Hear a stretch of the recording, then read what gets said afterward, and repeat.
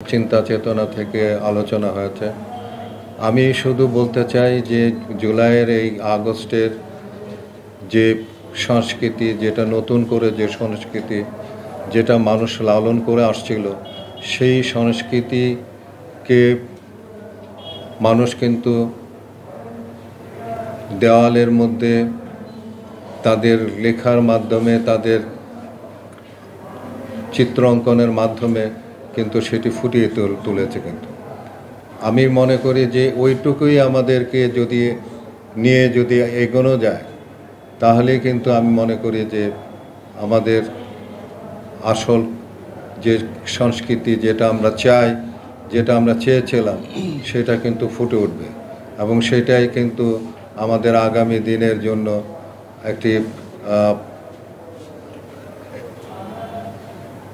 একটি বিষয় হয়ে দাঁড়াবে। তো কাজেই আমি আর কিছু বলতে চাই না। আমি এই বলে আমি আমার বক্তব্য শেষ করছি। আল্লাহ হাফেজ। আপনারা ভালো থাকুন, সকলেই সুস্থ থাকুন। ধন্যবাদ।